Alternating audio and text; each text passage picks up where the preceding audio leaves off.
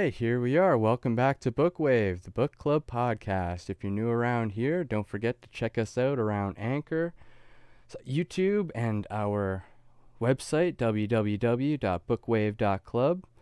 I'm Scott, joined by Will Hey, and Synapsian. Yo, Synapsion here in the BOOKWAVE gang. All right, and today we're looking at the fifth book in the Old Testament, or the final book of the Torah, Deuteronomy, or known to the Greeks as the Second Law. And this book is also known as a recap of the laws and the Ten Commandments of Moses.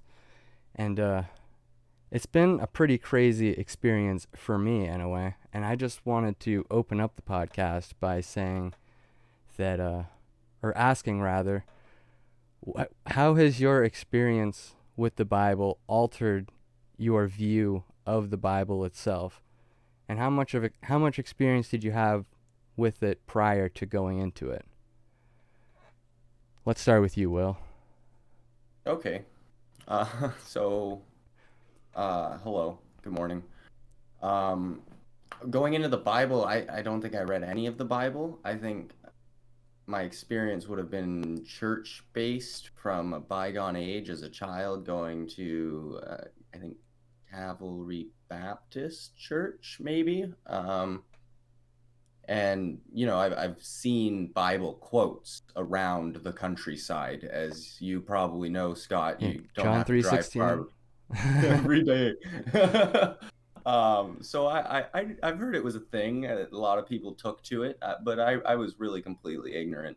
And since reading the Torah, which is really cool to say that we've accomplished that, and congratulations, guys! Like, it's Yeah, been really. a sojourn. Yeah. it's it's completely opened up my awareness. Like, I had a closed mind. Literally, I had never picked up the book. In fact, I picked up the Quran before I picked up the Bible. I looked at philosophy, and Eastern philosophy specifically, a lot more, and gave it a lot more attention and respect, just for the very virtue of society today. I think I shamed the book, and I judged it by its cover. Oh my gosh. Ain't that the truth? And I'm glad we started this, because it's something I wanted to do for a couple of years now, and Yeah, same. it's not what I expected in any capacity. It didn't do anything I asked it to, and it didn't talk about the people I thought it was going to talk about. Like, I have been asking so many questions and having so many conversations since starting this book, that I'm very thankful for that, because it seems to be that people want to know about it and talk about it, but no one wants to read it, and Hmm. they're ready to have an opinion about it. And for us, I think the whole intention was, like, my opinion of the Bible 2 months ago is completely different than it is today, and it completely unrecognizable from what it will be in a year. But, like, the opinion of the future is where I'm trying to get to, because I don't think it's fair to judge this book without actually reading it. Yeah, like my experience before actually reading it was, commentary from mostly atheists on YouTube, and like just the knowledge that things like Lord of the Rings and Harry Potter, all of this stuff, the inspiration from that came from the Bible. I didn't really familiarize myself too much with the actual content of the Bible, and just kind of had a vague overview understanding of it. And like even just the first book changed my complete understanding of everything involved. How about you, Synapsian? Yeah, my experience has been similar to you guys. I was brought up into a family of Baptists, Southern United States, and it was just expected. You adhere to the will of your parents, and if they said to go to Sunday school or church, that's what you would do. And so you'd hear other people's opinions, snippets here and there. It wasn't really until Dr. Peterson did the psychological perspectives on Genesis that I really started taking a deeper view. And when I tell people that, we're doing this BOOKWAVE project of the Pentateuch, I kind of get puzzled looks, and I kind of get the impression that most people haven't read the Bible. They just take in the snippets that they get from their pastors or from church, and they just assume, well, that's the parts we need to focus on. But after reading it myself, actually going through reading different translations of it, I'm been left pretty shocked, just kind of dismayed, and it's given me an understanding of how people can take an imagined order or an imagined system like the mountain god El Shaddai and use that to justify their current goals or existence. Like we have here Moses telling all his people right before they're about to go into the promised land of Canaan. And the whole justification is, well, this was our covenant with God. It's the promised land given to us. So we're going to go and basically take over.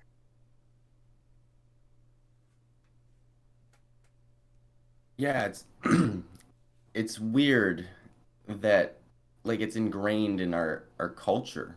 And so I think that's why I overlooked it for so long, was because it's always been there. Like the Bible, as far as I was concerned, was the backbone of, the Jesuit crusades into the town that I currently live in. I've got a rock 50 meters from where I'm sitting that says this is where Champlain landed. And it's like, wacky. Like, I Wasn't don't it even know used? how. Pardon? I mean, the same principle of the promised land, isn't that kind of the basis for the idea of America? And we're a nation created by God.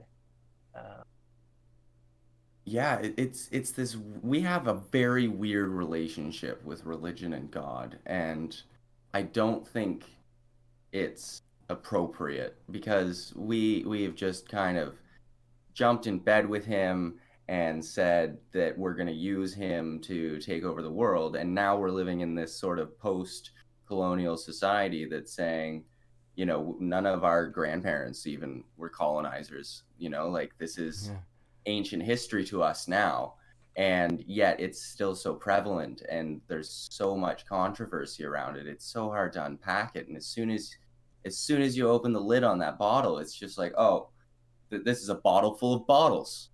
Yeah. Yeah, that fits into the like Ben Shapiro point that he makes, that our society is like basically descended from Jerusalem and Athens, like the two major cities that gave birth to our culture. Just kind of started with, absolute adherence to God and all that stuff, and then science and reason with Plato and Socrates, and two of them stuck Aristotle. together. Yeah, Aristotle. Can't forget him. And Alexander. What I've also Was that Synapsian? What I also I found interesting how the Old Testament has mirrored other writings that came before it, like I mean, it's just kind of a recapitulation of older ideas that has been revised and redacted to fit the narrative of this original group, the Israelites, who they wanted their own land, basically. Yeah, we could go on and on about like all of the previous mythologies. Like Hammurabi's tablets were before the Ten Commandments, and where did Abraham come from? Well, like Ur of the Chaldees, that's where Babylon was. So, he probably brought his ideas from the Far East, brought it to Egypt. His people got enslaved, and then I don't know. It's basically all a metaphor, but you can see how culture can shift through the ages. Like the flood myth occurs 9 times, like everywhere. Like Utnapishtim is Noah, basically, from the old Sumerian or Mesopotamian mythologies. It's the exact same story. Took all the animals onto his ark. than Right. So how much experience do you have with those older texts, Scott? Because you sound well versed, but are you getting this from the compendium or companion book, rather, from Dr. Isaac Asimov? yes, some of it comes from there for sure, but a lot of it I just remember from like some of the history classes that I took in high school. Like I've always just been interested in ancient history in general, so like when I read books for fun, it's about Norse mythology or The Conquering of Gaul by Gaius Julius Caesar. Right. We've been learning And you're learning Latin. Latin. But you're doing something really cool, which is twice as much work as what we're doing, which is you're reading the Bible and you're reading annotations by a genius. Yeah. A guy that's And it's written over 600 books in his life.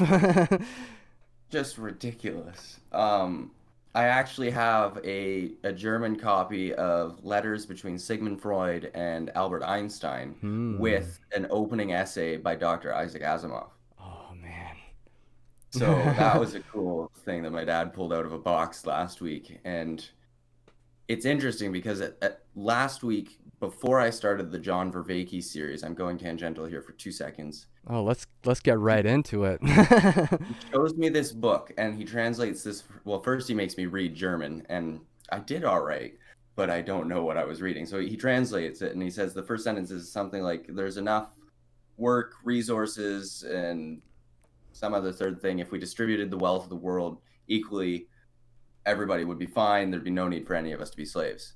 And Hmm. so I think the book is called "Why War," essentially, and it's Hmm. these essays or letters between Sigmund Freud and Albert Einstein. So I'm gonna have to learn German and read it because it seems interesting. But then John Vervaeke says that there's this time before evolution of like 800,000 years where resources were so abundant that there was no necessity to evolve. And it just kind of had me thinking about, you know, the sort of weird state we're in where we do have access to harvest all of the resources in abundance, but we don't all have distribution of money to buy into those resources. And so we're forced to evolve. Hmm.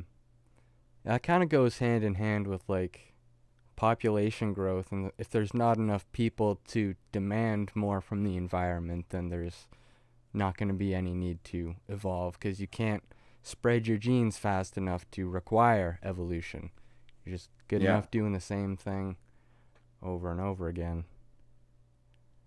That's why which is that's why some species evolve and some don't. Some stay the same for millions of years because they're perfectly content building anthills and worshiping their queen. and evidently in Egypt, resources weren't that abundant, and there was the need for war and conquest, and that sort of gets recapitulated through Deuteronomy, which was draws it out, and I respect it because they do a great job of putting a lot of data onto a page, but the amount of repetition and redundancy in the writing styles, like it makes sense because like if you're descendant from the guy who in section 316 is the son of such who's the son of such who's the son of such, and this guy did this with this spear over to here, like you'd want to know that story. But for someone reading it not for the history of the minor details, it gets cumbersome, I find. And that's probably one of the barriers to reading a book like this. Like there's Bibles that are translated just to have normal English in them, to get rid of the thous and thens and thuses and Yeah. suches.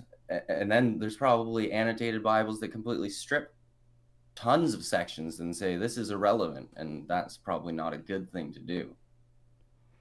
Yeah, and like Right. I remember in Bible school, we kind of had comic versions of the Bible or like pictorial Bibles.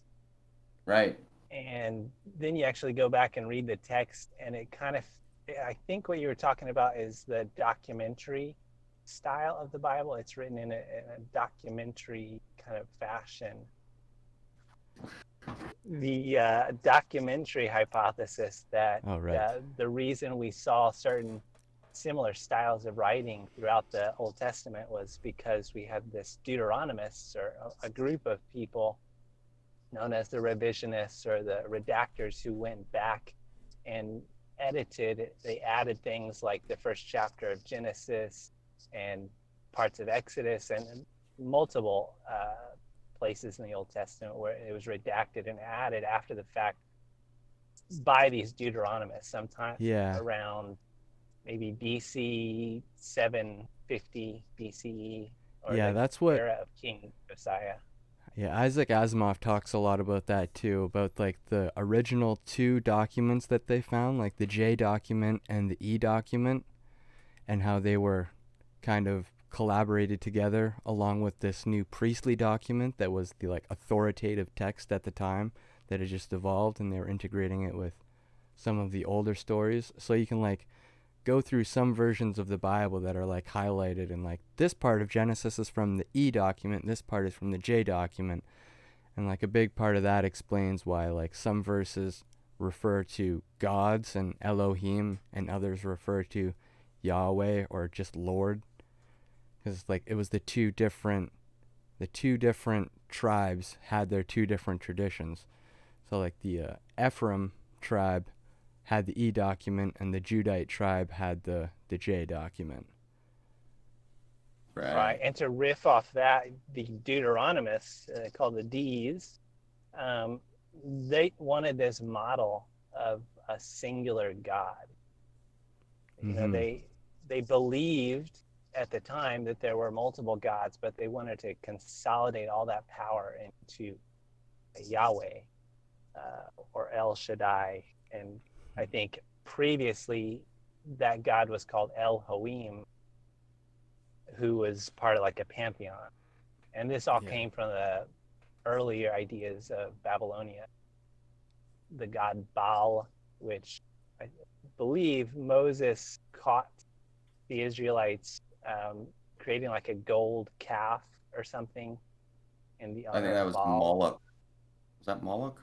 Well, Moloch refers to the Canaanite god Baal. Moloch is kind of like the king of shame. That's what it means. It's a reference to Baal himself. Gotcha. Yeah. And Baal was just one of the gods. I think he was the god of fertility and weather. And in that pantheon, there were... He was like the chief god. He was basically the Zeus of the Canaanite religion. So like him controlling nature is basically the same as, you know, Zeus's power over nature and Odin's power over nature kind of thing. There was another god I had heard about, Elyon, which I think translates to the Most High God. And I found that kind of interestingly similar to El Shaddai, which is called the mountain god because, you know, a mountain is something that's high. So they kind of replaced Elyon from the Babylonian mythology with this El Shaddai, which is then later referred to as Yahweh. It's redacted in there that Yahweh is the one God. And I believe even in the 10 Commandments is the first commandment that says, you shall worship no other gods but me. Yeah. And so essentially he's acknowledging that the people believe in other gods and there are other gods. And eventually, I think later in, not sure exactly where in the revisionist story, those other gods kind of get demoted maybe to what we would refer to as angels. Yeah. But they're still there. Yeah, as far as I'm concerned, when they came up with angels, they were just trying to make the text work with their own monotheistic ideology. Like, I can't see anything in the Bible itself that tells me there's only one God, or that any of the people of the Old Testament believe that there was only one God, and that in fact, the conclusion they came to was that there's only one God worth worshiping, and that was Yahweh. Yeah. Right. And now, go ahead. I was just going to say, you know, the beginning of Deuteronomy starts where they're about to go into Canaan, and the Canaanites are known to believe in multiple gods. They're polytheistic. Yes. Right. And so, like, what's frustrating for me about all this is, like, when we talk about how has our perspective changed, like, at the beginning, I was like, okay, the Bible, this is like the backstory. This is like ancient stuff. And then I have you two guys, and you're giving me the backstory of the backstory. And it's like, it just doesn't stop. Like, oh, yeah, God, let's find out about him. And you guys are just like, oh, God? Don't you mean gods? Don't you mean more ancienter? Yeah. And it's just like there's so much because it's like I want to get to the start of it all. Like, Yeah, well, you're never going to get to the start. And no, I don't think.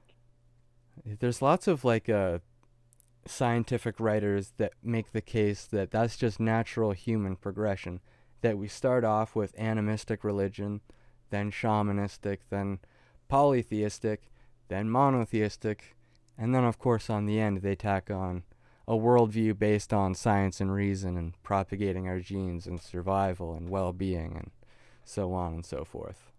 no, don't think they know It's what kind of a happens next. strange loop. No matter where you start, if you progress like the Ouroboros, you're going to end up back in the same place. And it seems like the technological revolution, they've replaced this idea of God with reason and logic. Yeah.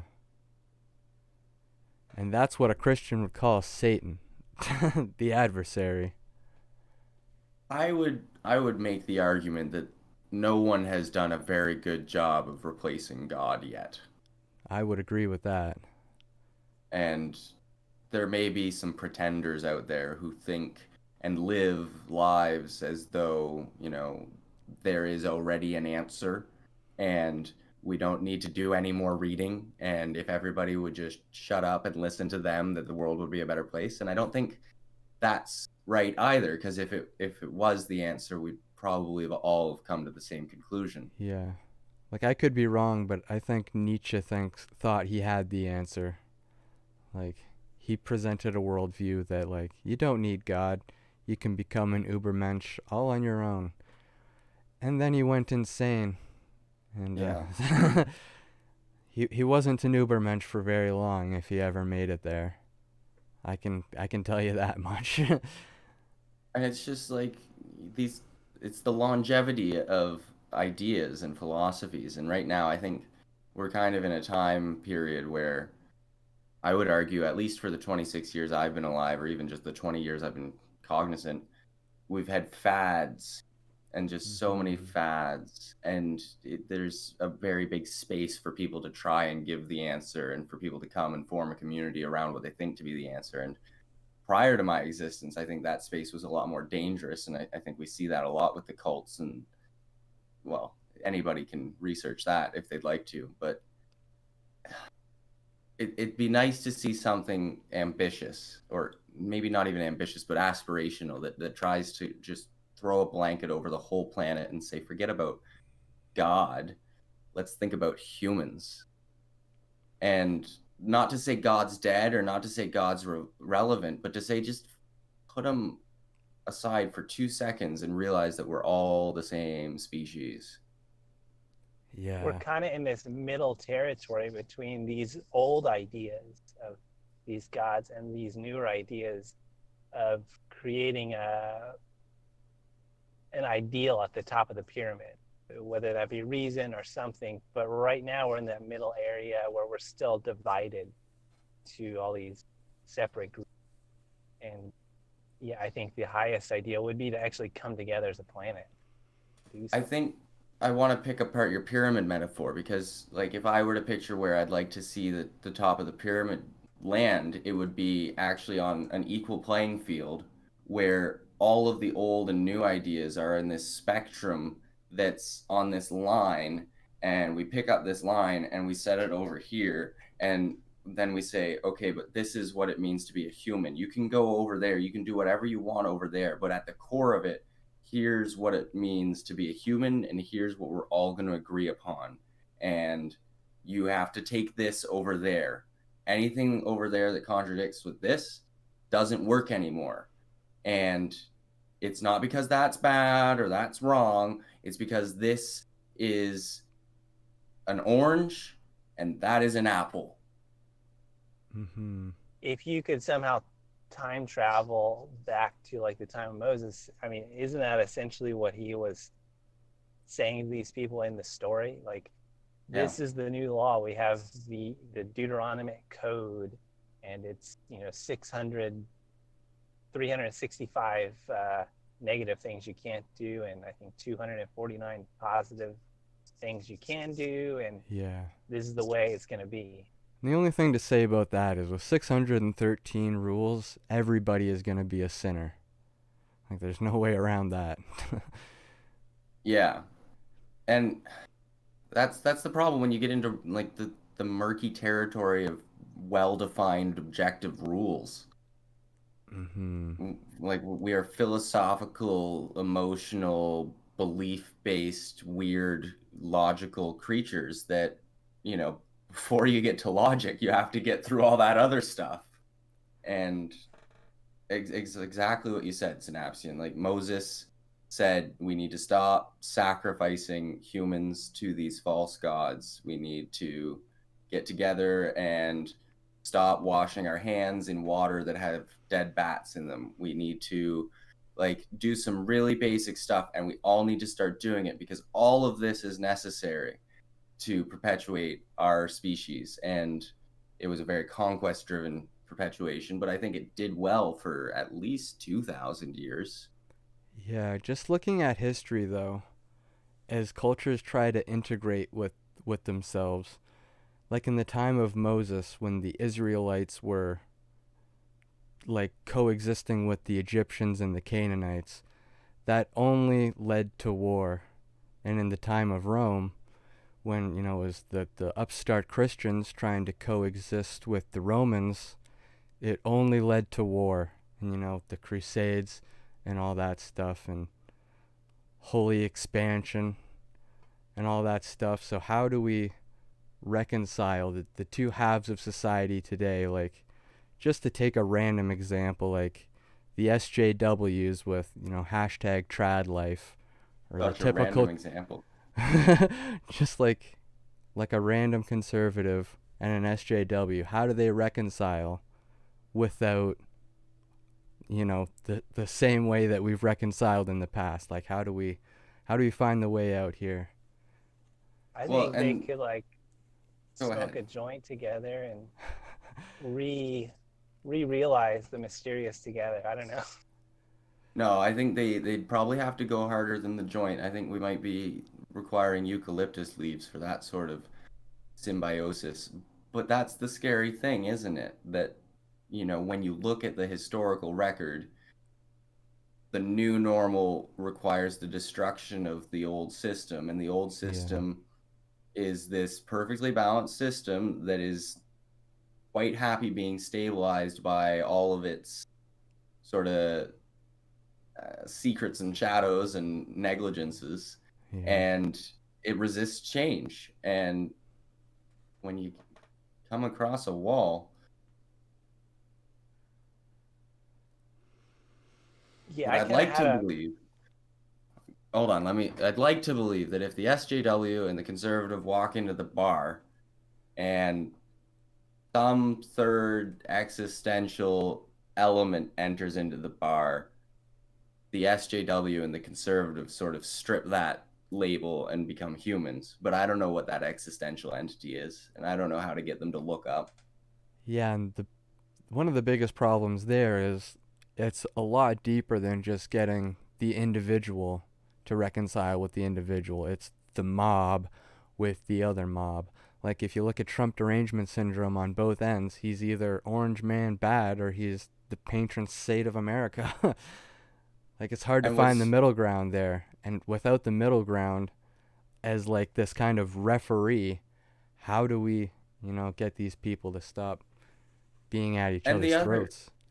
the other factor too is like what we're seeing on the news. Well, we're not seeing much of it anymore, but these mobs that are surging up.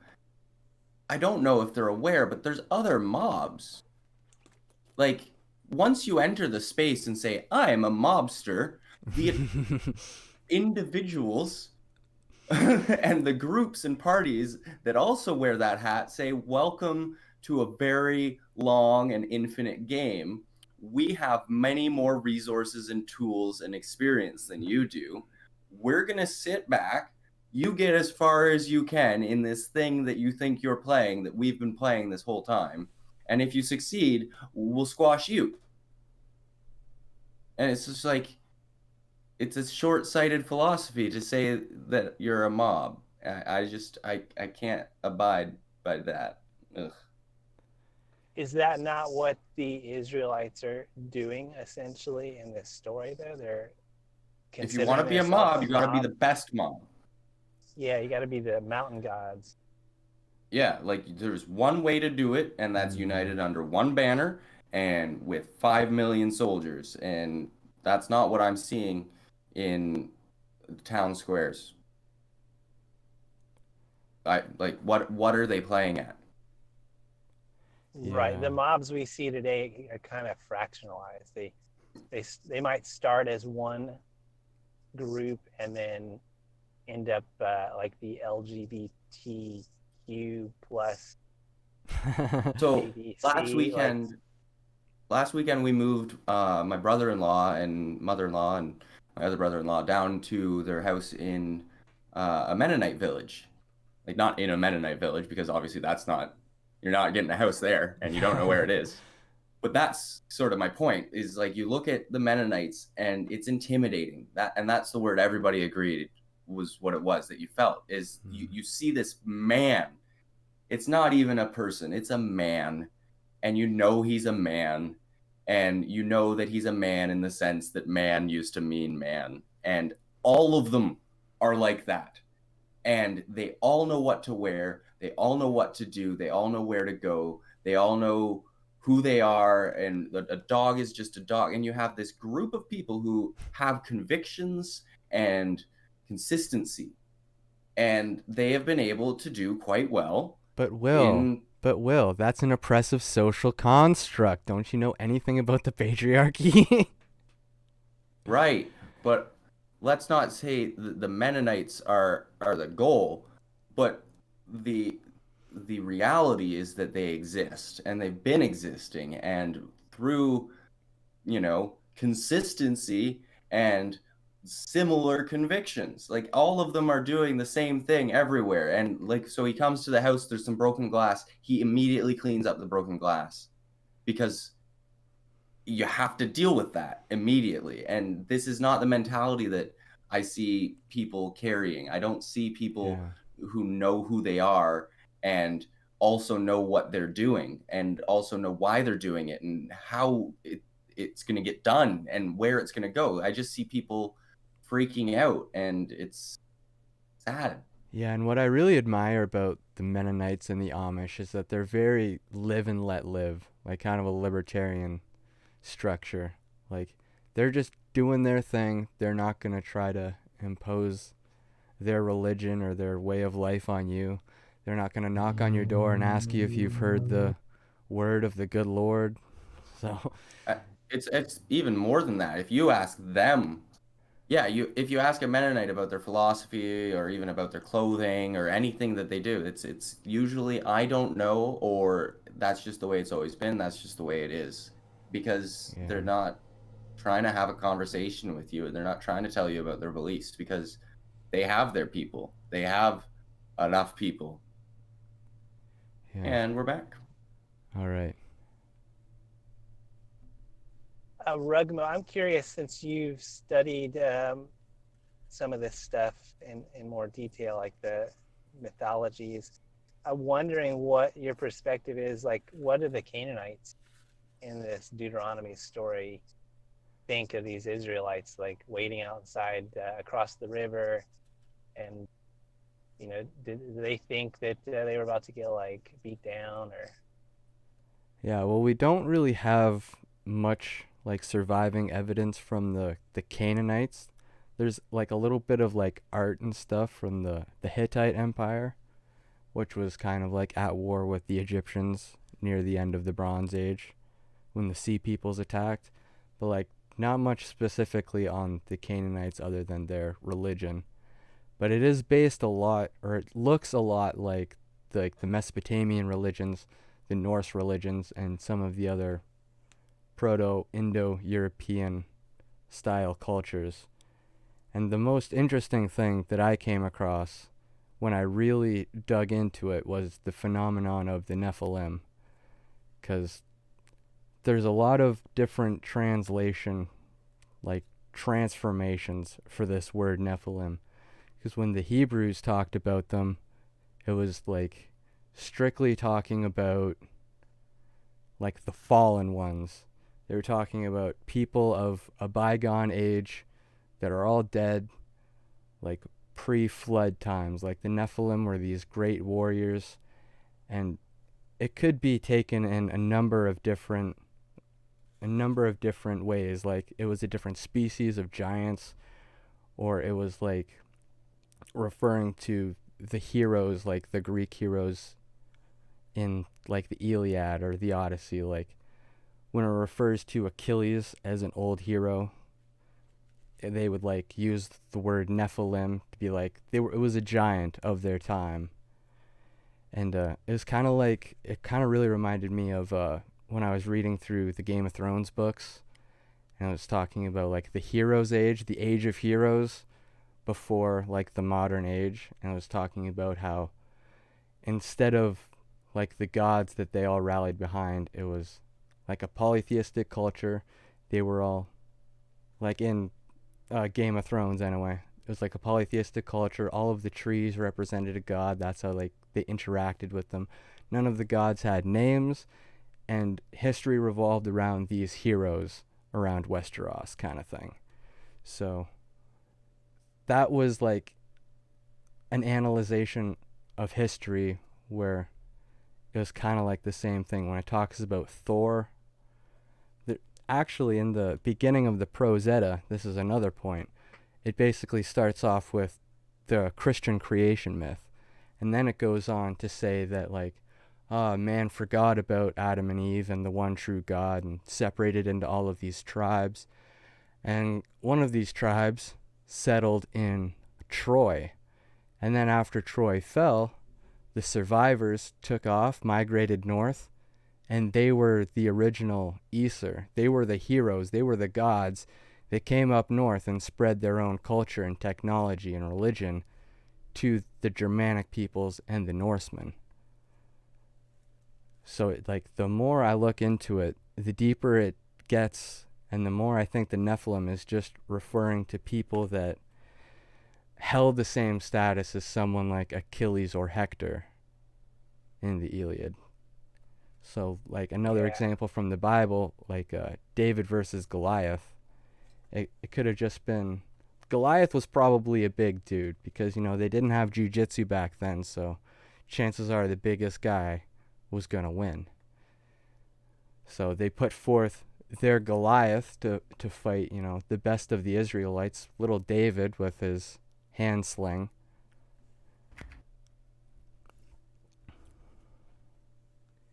And yeah, I did have one conversation with a friend of mine who made the case that Goliath was a giant in like the literal sense, that he had giantism, and he was, you know, he suffered from nearsightedness and slow movement and poor blood circulation and all the other things. And apparently there's a line where he confronts David and says, "Oh, you approached me with 2 sticks," when he was only holding 1 stick, so he was like seeing double.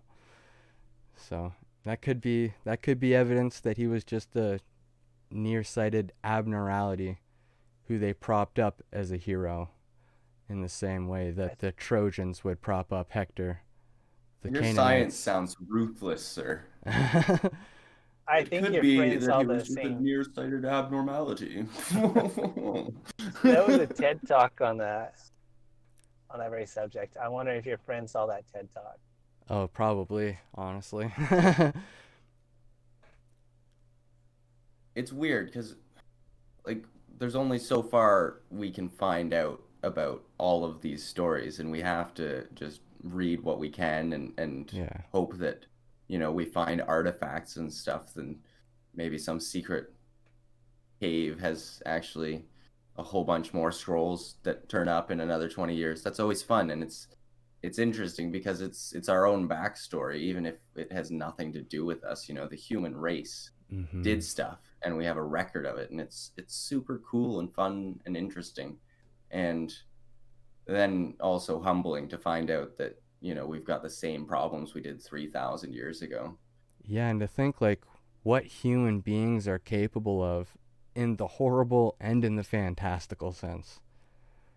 Like Yeah. look at the incredible feat that Moses did taking out these people from slavery into like the masters of their own country up north, the land of plenty, where the grapes grew like crazy. Yeah.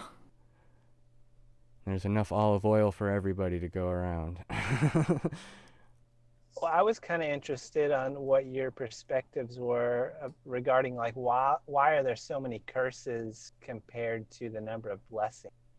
Because the actual code is somewhere. I think it starts around chapter 12, but then around chapter 26,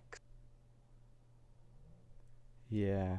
right after 26, they list the various blessings that you would enjoy if you followed the code, and then that's followed directly by the number of curses that you would have to endure if you didn't follow the code. And I just thought it was kind of interesting that there were more curses than I think it blessings. I think it comes down to two things. One was that is just part of Moses's theology and ideology that making people fear God would be a better incentive than to just say, "Hey, you get all these rewards if you do the right thing." Because then they would do all the right things, and then as soon as the right thing, or as soon as the blessings didn't happen, they would get upset and say, "Well, you're also a sinner, so obviously he's not going to bless you like that if you've got this sin too." Just a way of like, uh, covering all of his bases. So like, Yeah. well, if It's like, you can't just have a good thing and then expect a good thing. It's not like pure karma like that. You have to live it embodiment.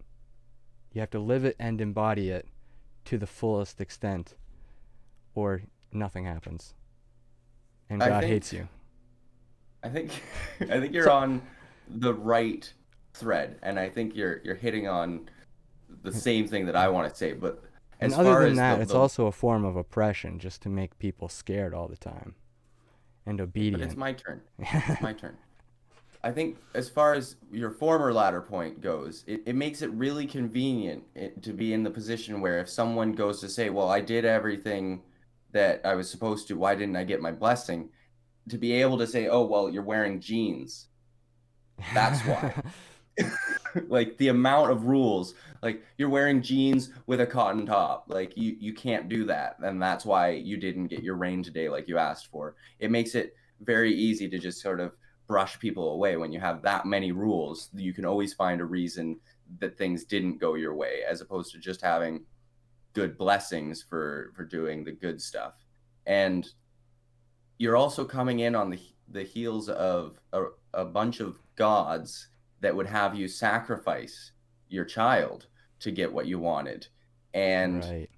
necessitate the sacrifice of children to get what you wanted, and then for things to still not go well. So I think everybody that was in a position to make this sort of work would know that while good incentives are good, having an internalized bad thing to avoid is a lot easier to motivate humans, especially at that time. Like you can make all of the good promises, but it's in your brain, that's all crap. That doesn't mean anything. But if you have a very real threat to avoid and you're forced to memorize what all of those threats are, and every week you're reminded what those threats are, and every time you do something wrong, you're reminded of a particular threat, it's very encouraging. Hmm. Yeah, I mean, the And that, ultimate goal yeah. of all this is to adhere to those commandments. And you got the Decalogue, the Ten Commandments, and you got the Deuteronomy Code. It's all a way to walk in grace with God, if you will. And I think they meant that to be difficult. It's kind of like the idea of perfection. In order to be perfect, it's really difficult. And you have to have some sort of motivational force to push you along. I think it's like if you had a really stubborn child and you're its father and you're a tyrannical psychopath, given enough time, money, and resources, you could create this system and call it religion, wherein what you're trying to do is get the child to do what you want the way you want it to. And if they don't, you'll do all of these bad things. But if they do what you want them to do, you'll reward them because all you want them to do is what you think is best for them. And if you have the power to put that system in place, this is just tyranny on a mass scale and enforced brainwashing to perpetuate the human race because they're too stubborn to figure out that you do have the answers. And it was quite successful, so there might be some merit to it. If I'm hearing you right, it sounds like you want them to voluntarily walk this way. And Yeah. there's this quote I read by Thomas Jefferson, which said, you can put a harness on a horse, but you can't put a harness on a man unless they volunteer. Right. I have a similar quote, which is, you can take a horse to water, and if you're strong enough, you can drown them. And that's sort of the way I feel about human stubbornness. You cannot make it take that drink. And we do need to figure out how to get these horses to want to drink water and wear a harness. Because, like, come on! Yeah, there was one of the codes, I think it was chapter 21 in Deuteronomy. They're talking about dealing with gluttonous and disobedient children. And the last resort to deal with them is essentially stoning them to death, the death penalty. But yeah, it seems like they reached that point a little quickly, though. Oh, they don't listen? Well, try this. That doesn't work. Stone them to death. It's indicative of their level of awareness of the subconscious. Like, they know that there's gut feelings at this point. You know what I mean? They know what shame is. They know what fear is. They know what dread is. And they know how to encourage people in those capacities. But they don't understand that there are reactions and there are outlashes that look like something but represent something entirely different, and that in fact all of humans are constantly reacting from a place of good intention, but by the time it gets out of them with their beliefs, their behaviors, their learned cultural understandings of what it means to be a human and what they think they're telling themselves and what they think other people think about themselves, you get humans as we see them today. But like, that doesn't mean you should stone them. It would work. Yeah. You've got a whole bunch of lemons. They're doing the wrong philosophy. Stone them, try again. It doesn't take long to make babies, but I don't know if it's necessary anymore. Yeah, the other thing that I feel like we have to consider is that, like, that's what the law says, stone your children. But how often did they actually stone their children? With a law like stone your children, those kids are probably going to behave themselves. Exactly. Right. Yeah, I think it was a last resort, but like you said, they got there occasionally. But throughout the Old Testament, Israel itself is kind of viewed as a disobedient child. That's the whole reason they had to write it in this documentary way, listing all these curses. That brings me into another. Or sorry, what were you gonna say? Moses never believed they were like he thought like they were just gonna disobey, and I think he probably was just like, oh, they're gonna do it again. I left them for 40 days. They were making cows out of gold. They're like, here's another 100 rules. Is that enough? No, here, have 300 more rules. Is that enough? You're still gonna screw it up. I'm just gonna die on this hill. Good luck. I want to shove that cow down your mouth. That's what he did. He ground it up. and made him eat it like a kid if he cursed, and the mom's like gonna, put soap in her mouth. Yeah, washed his mouth out with molten calf. Well, and our equivalent to childhood stoning is calling the police, right? Or not even Mm. CAS, it's the police. You remember being threatened at 6 years old that they're going to call the police? And you're like, oh, not the police. They're going to arrest me, a 6-year-old, for misbehaving. Oh, Yeah, but that's another Juvenile huge detention. point. That's another huge point too, because back in the day, it was the people that were angry at the kid, stoning him. Nowadays, we're like, oh, we got to go get someone else to go do it who has no emotional connection, who's, whatever.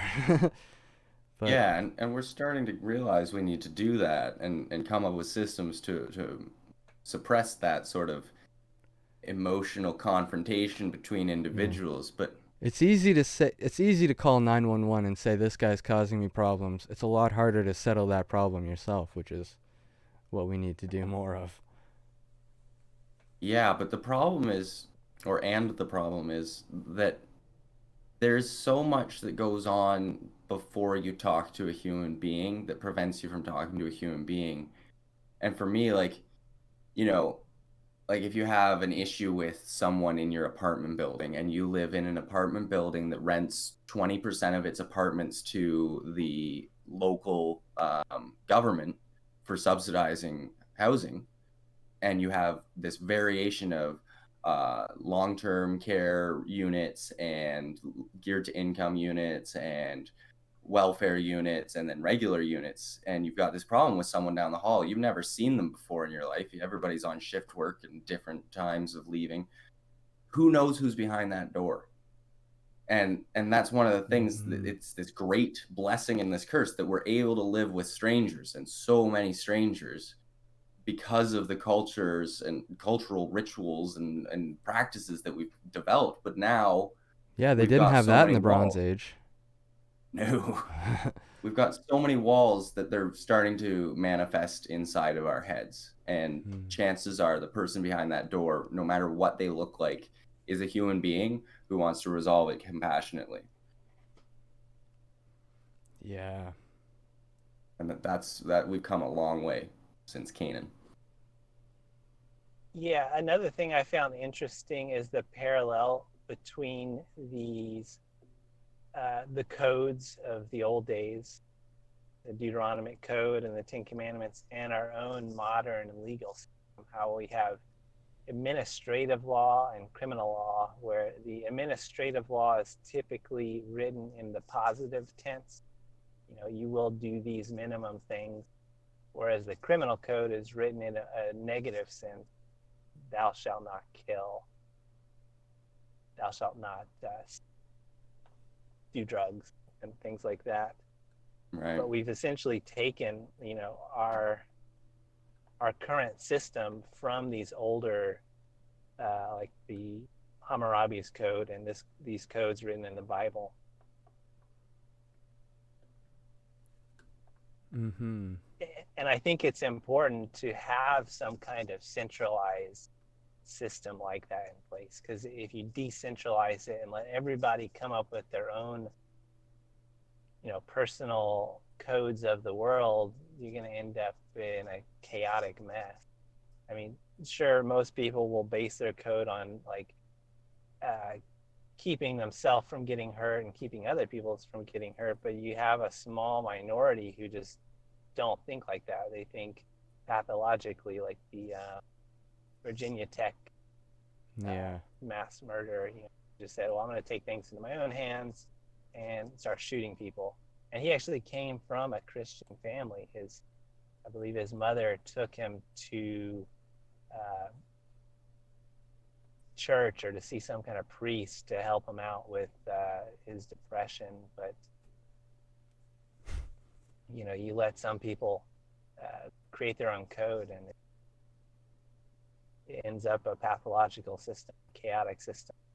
Yeah, I have nothing against developing your own code, but I think you need a starting point first. Like, start with Jordan Peterson, 12 Rules for Life. Then read a bit of the Bible. Then, you know, research some history. Study some chivalry. Yeah. But I want... Like there's some real basic stuff that I think everybody's been kind of applying for a very long time. Like, if you make a promise, follow through with it. And stuff that's really simple. But when you start coming up with this like pathological system where it's like I'm superior and I am better and I am more capable and I can bend other people's rules, and you start to say that your rules supersede those that are already in place, that's when we have a problem. And it's like what I want to see is a background rule set, not a foreground rule set. Like the United Nations says that water is a basic human right. That doesn't do anything for us. And so then you get into this murky realm of enforcement. And it's like, so we want people to be good, and we want people to do good, and we want people to be able to do whatever they want while being good and doing good. But without a system to enforce that, you're stuck with horses standing beside troughs, and then you get people trying to drown horses because there's not enough sheriffs. And then if you get too many sheriffs, it's a whole other problem. And it's like what can you do when you have to deal with people? Who is John Galt, right?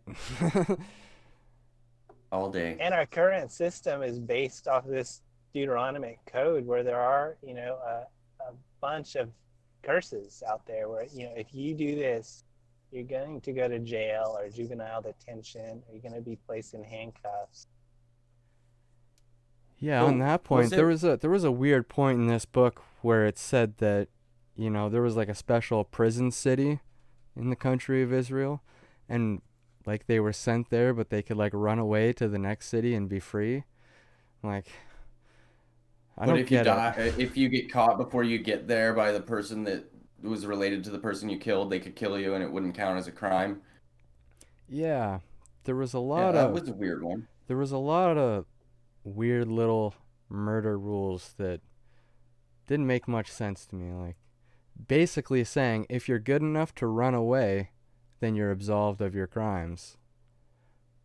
And I think that's probably a tip of the hat to the systems that they couldn't break. Yeah, Where it's like, this is how we deal with criminals, and that's we're gonna keep dealing with them like this. that's what like most of the Bible is, in my opinion. Just Moses saying, well, this is how the world works. Must be a God doing all this stuff. I don't know any other way. Or I better tell all these guys that there's a conscious being doing this. But Yeah. that brings me to a point that I wanted to bring up with like the notion in today's society in a way about killing our fathers, like killing the image of our fathers, where at least as like young men we like grow up and we have like, if not our father, like some kind of idol or hero that we emulate, and at some point like most people will recognize a moment where they saw their hero as an infallible human being. And I think that's a really important point of growing up and maturing, and I think it's a big part of what Christianity inhibits. It keeps us from growing up and realizing our potential by keeping God the Father alive, oppressing us, this completely perfect, omnipotent, omniscient being that can do no wrong. He is your Father and He is judging you. And I think that's a huge restriction on us as a human being. So what do you think about that? I think it has the capacity to be it. And I can see why it would be in a lot of circumstances, but I would almost argue the Christian argument, which is that no, God wants the best for you. He loves you so much, and He made you perfect and prepared to do everything you're capable of doing. Well, that's not to say your father didn't either, but he also, maybe he smokes, drinks, doesn't fucking exercise. He's an imperfect creature. And when you put this God on a pedestal as this perfect creature, and then you read the Bible and saw how He massacred children, what do you do with that? That's what leads a lot of people to atheism, is that dynamic right there. Is this God's perfect, and if that's what you believe, then I can't believe the same thing because I would say that anybody who abandons Christianity when they discover their God and their Father is fallible and has a storied that's not what history. I'm saying. If we admitted God was fallible, I wouldn't have a problem with it. But it's the lie that we tell ourselves that like God is this perfect thing. He has your best intentions, but he also kills people. Like those two things don't like Kills or killed? well like just He the directs people to kill. yeah, like you can read the Bible and see God as a human as far as I'm concerned, a product of human ideology that is not infallible by any means. And as soon as as soon as the Catholic Church says like God is perfect, God is almighty, God is love, God is everything we should strive to be, and then you read the Bible and not only is it inconsistent with his laws and rules throughout the Old Testament and the New, but it seems that everybody disagrees about what he is, so that is part of the evidence that God is just an image that we've created. But so, like, I'm just gonna stay on the side of Christianity for a minute and pretend God exists. Like, I think it was short-sighted of the church to say that anything more than God is. Right? The minute they started saying God is perfect, like they started measuring something that created them. Like we don't have the tools or the capacities to say God is perfect. Anybody who makes the claim that they know what God is beyond God is selling a lie. And That's the it's a agnostic point shame. of view.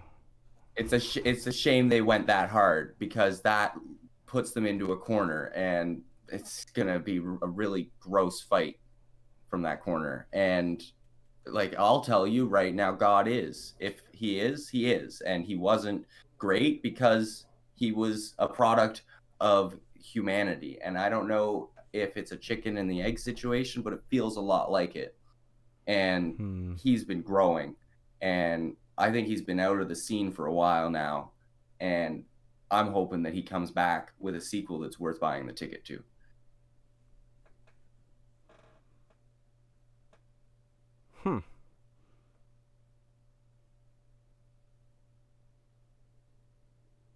I mean, it's better than nihilism, right? I'll go with agnosticism every day of the week. Yeah. Again, we could talk about. Find myself falling into the agnostic perspective. Yeah. Again, we could talk about our disagreements on what the terms agnostic and atheism actually mean, if you want to get into that. Well, because I'll just we've had this argument off air where I say you're actually an atheist and you say, well, no, you're actually an agnostic. Like, I firmly believe that I probably don't think that God exists. Then you're an atheist. If you don't believe, full stop, you're an atheist. You are But without God. I don't full stop don't believe. I definitely don't. I think I turned off the part of me that asks those questions and just sort of flick the one lever that says hope for the best and the other one that says expect the worst and figure out the spirituality bit later. Because like I said, chicken or the egg, like did humans come up with God or did God come up with humans? And if God is, I don't have the metrics to tell you how big he is and how long he is and when he was and when he is and any of that. And if he isn't, then fuck. Yeah.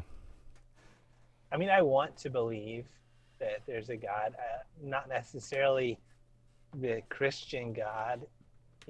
After reading the Bible, you realize he himself calls himself angry, a passionate God. So somebody that's we can go back to we can go back to our original point that we started with when, like, how is our view of the Bible changed? Well, I learned that Yahweh is the God of jealousy. Those words keep popping up in the Bible over and over again. The God of jealousy, the jealous God. So like when I read about Aphrodite being, the god of beauty, how is it not the same thing? And that ties into another Mesopotamian story where, Synapsian touched on this earlier, where El, the Most High, gave birth to all of the other gods that we know. Like all of the other gods that became chief deities. Like Zeus was one of his 70 children. Yahweh was one of his 70 children. Osiris, Marduk were each of his children. And they gave the lands to all those people, and they each, gained a different attribute. So if Yahweh was just, the youngest of his 70 brothers and sisters, and he was the jealous God, he had the most incentive to go out and eliminate all the other gods, because he was literally just jealous of them. And you look at Neil Gaiman's mythology, where gods only exist as long as you believe in them. As soon as you kill all the people that believe in them, the gods are dead. So if a god wants to go to war with another god, a meme wants to battle another meme, they kill each other, and, one meme lives, the other one dies. One god gets stronger, and the other one fades into forgotten history. Are you using a meme like it's got an original definition or something? Well, I'm using, like, the Dawkins definition. Yeah. How dare you? Well, that's the definition of meme. Like, It was. it's the same definition we use as a joke. Like, little small ideas, all of them are now just compacted into images. And it's the same thing. It's ideas that are transferred from mind to mind, spread like viruses. Well, going back to how we started the podcast, how reading these 5 books has affected us. I kind of knew going in that I was going to view it kind of darkly. And I kind of feel like I'm walking the middle line by saying I did see some positive things in it and some negative aspects. Oh, yeah. About, God being this angry thing. But ultimately, I kind of got the impression that in order for a balanced system, you got to focus on the rewards, but possibly more importantly, the risk. And that goes, I think, through anything you do, whether it's driving a motorcycle, experimenting with mind-altering substances, getting involved in a religion. You can focus on the rewards, but there are risks too, and those help motivate your action. And not just the risks that come from the doing, but the risks that come from the not doing. Yeah, don't let the risks inhibit you from doing the thing. But yeah, and that's something that they lay out very clearly, that if you don't do the thing, there will be bad things that happen. And man, like that's such an important lesson to figure out and absorb, that like while you could do things and bad things might happen, if you just stay in the same spot, like you lose even more, because you don't allow yourself to experience what you don't know. Yeah. It's not what you don't know. It's what you think you know that just ain't so. Mark Twain. I think that's a pretty good place for me to call it for this podcast, personally, unless there's some sort of crazy other pressing debate topic you want to get into. I think we could do a wavecast next week, maybe, on that one.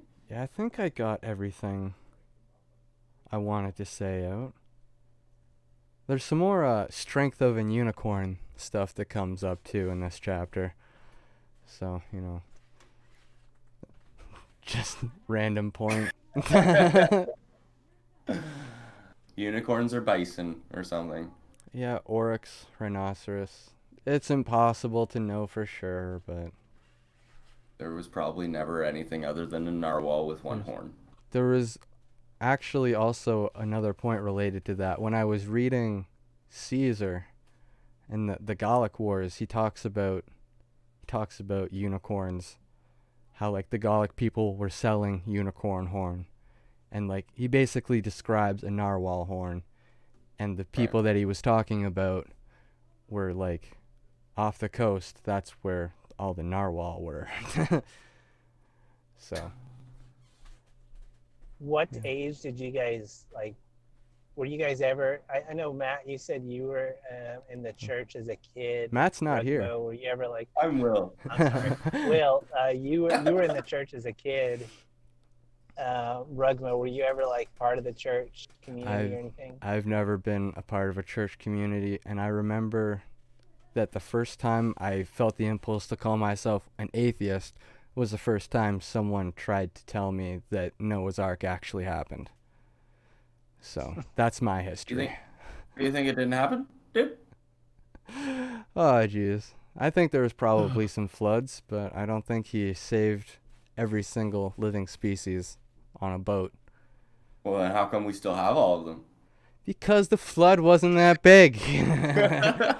You know, they say they flooded the world. What was the world to them? It was the known universe. Like, when we describe the known universe, we don't talk about everything that there baited is. you hard. We I talk baited about... you so hard.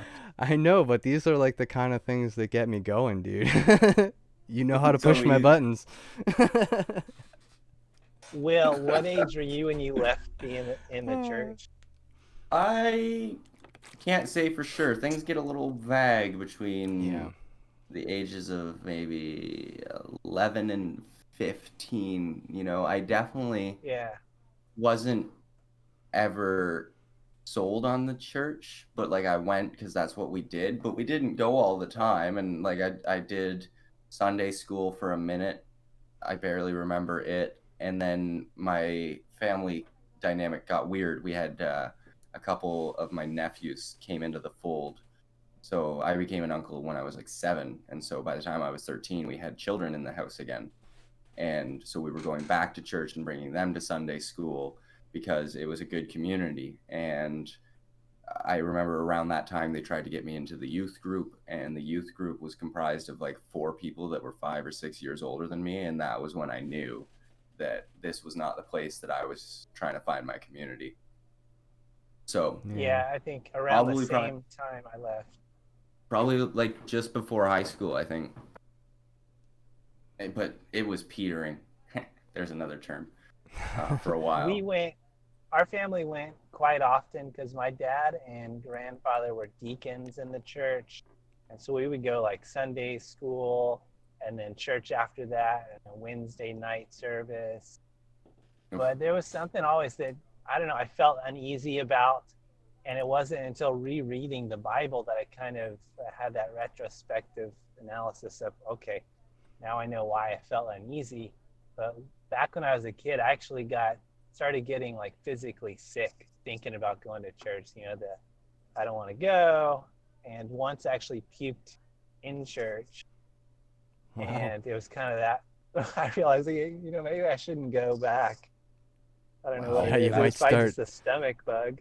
Skin might start burning on your next visit. Right. Yeah, my only real experience with like the church is from like grandparents. Like my one grandmother was like hands down the most influential person in my life, but she was like a devout Roman Catholic, but never went to church because she was like completely blind, like fairly disabled, like up there in the years, couldn't really leave home for anything. So needed a lot of taking care of, so there's never really any church going in my childhood, but it wasn't excluded from my childhood, I should say. Yeah, I was always raised with this idea that if we didn't have these laws handed down by the alleged God, that we would just be a lawless species. Which is so ignorant of a concept to try and instill in humans, because if you think about it for 15 seconds, you'll realize with or without structures of laws, there will always be people that want to bend reality to their will and are willing to do whatever it takes to do that. And boom, you've got laws, Yeah. whether that's mob rule or otherwise. The will to power is real, man. As much as we don't want to believe it, Nietzsche was right. Yeah. Any closing remarks, fellas? Are you along for the ride all the way through to the end of the New Testament with us, Synapsion? Yeah, I think so. Heck yeah, we should probably invite you back to the full-time server. That's definitely all for now, though. Yeah, Pat's not here today. He'll be back in our next recording on Friedrich Nietzsche's Beyond Good and Evil, which you've been hearing us reference in every video for the past month or so. Check us out at bookwave.club. Like, comment, subscribe. Send us your money. Yeah, follow us on Anchor, Spotify, YouTube, all the places you get your podcasts. Yeah. And may the force be with you. The eye in the pyramid. Yeah. Yeah. Praise God. May the force be with you. Or equal to mass times acceleration.